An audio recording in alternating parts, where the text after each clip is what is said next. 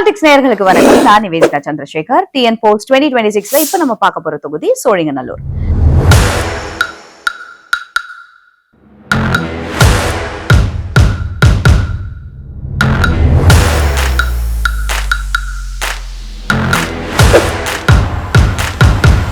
தமிழ்நாட்டுல அதிக வாக்காளர்கள் கொண்ட தொகுதி சோழிங்கநல்லூர். தொகுதி மறுசீரமைப்புக்கு அப்புறமா காஞ்சிபுரம் மாவட்டத்துல உருவாக்கப்பட்டது இந்த தொகுதி. தொகுதிக்குள்ள இருக்கக்கூடிய பன்னாட்டு ஐடி நிறுவனங்கள், எலக்ட்ரானிக்ஸ், வாகன உற்பத்தி நிறுவனங்கள், பல்லாயிரக்கணக்கான தொழிலாளர்களுக்கு வாழ்வாதாரமா விளங்குது. தாம்பரம் தொகுதியில இருந்த பகுதிகளை பிரிச்சு இந்த தொகுதி உருவாக்கப்பட்டிருக்கு. நன்மங்கலம், கோவிலம்பாக்கம், மேடவாக்கம், காரப்பாக்கம், பெரும்பாக்கம், செம்மஞ்சேரி, உத்தண்டி, ஒக்கியம், துறைப்பாக்கம், பள்ளிக்கரணை, நீலாங்கரை உட்பட பல பகுதிகள் இந்த தொகுதியில அடங்கியிருக்கு. 2016, 2021 தேர்தல்கள்ல தொடர்ந்து வெற்றி பெற்று தொகுதியோட எம்எல்ஏவா இருக்கிறாரு திமுகவை சேர்ந்த அரவிந்த் ரமேஷ். இந்த தொகுதியில 2025ஆம் ஆண்டு ஜனவரி மாத நிலவரப்படி 3,45,184 ஆண் வாக்காளர்களும் 3,45,645 பெண் வாக்காளர்களும் 129 மூன்றாம் பாலினத்தவர்களும்னு மொத்தமா 6,90,958 வாக்காளர்கள் இருக்காங்க. 2008ஆம் ஆண்டு மறுசீரமைப்பு போது உருவாக்கப்பட்ட தொகுதி. 2011 நடந்த தேர்தல்ல அதிமுகவும், அதுக்கடுத்து நடைபெற்ற 2016, 2021 தேர்தல்கள்ல திமுகவும் வெற்றி பெற்றிருக்காங்க.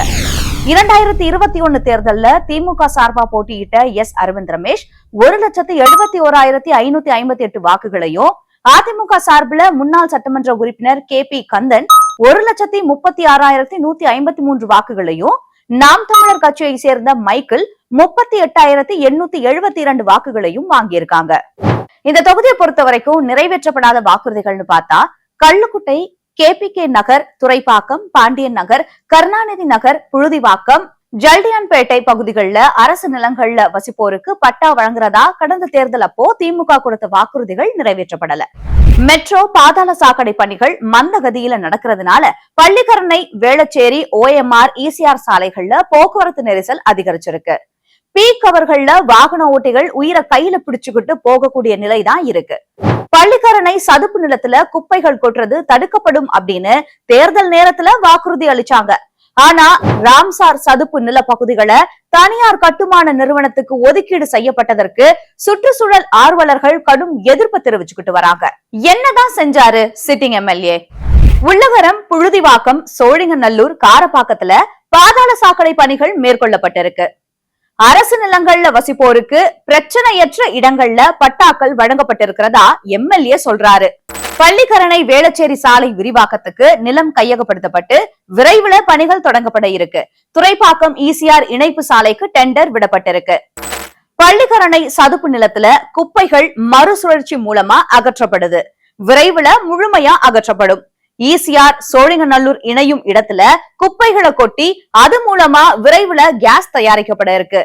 இந்த தொகுதி மக்களோட கோரிக்கைகள் அப்படின்னு பார்த்தா சோழிங்கநல்லூர் தொகுதியில முக்கிய பிரச்சனையா போக்குவரத்து நெரிசல் தான் இருக்கு. பழைய மகாபலிபுரம் சாலை, கிழக்கு கடற்கரை சாலை உட்பட பல சாலைகள்ல காலை மற்றும் மாலை நேரங்கள்ல போக்குவரத்து நெரிசல் அதிகமா இருக்கு. வாகனங்கள் அதிவேகமா போறதுனால விபத்துகளும் அதிக அளவுல நடக்குது.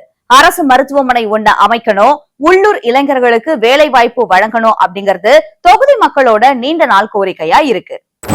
அதே மாதிரி கிழக்கு கடற்கரை சாலையில இரவு 10 மணிக்கு மேல பாதுகாப்பு இல்லாத சூழ்நிலை நிலவுறதுனால இரவு நேரங்கள்ல போலீஸ் பாதுகாப்பை அதிகரிக்கணும் அப்படின்னு பொதுமக்கள் வலியுறுத்திக்கிட்டு வராங்க. 2 முறை வெற்றி, துணை முதல்வர் உதயநிதியுடனான நெருக்கம், இதெல்லாம் திமுகவுல சீட்டுக்கான ரேஸ்ல முந்தி நிக்கிறாரு அரவிந்த் ரமேஷ். அதிமுகவுல KP கந்தனுக்கு தான் மறுபடியும் வாய்ப்பு அப்படின்னு சொல்றாங்க. பாஜகவுல காரப்பாக்கம் லியோ என் சுந்தரம் சீட் கேட்கிறாங்க. தொகுதிக்குள்ள சில அடிப்படை பிரச்சனைகள் இருந்தாலும் 2026 சட்டமன்ற தேர்தலுக்கான ரேஸ்ல திமுக முன்னிலையில இருக்கு. தேர்தல் நெருங்கும் போது இந்த முடிவுகள்ல மாற்றம் வரவும் வாய்ப்பு இருக்கு.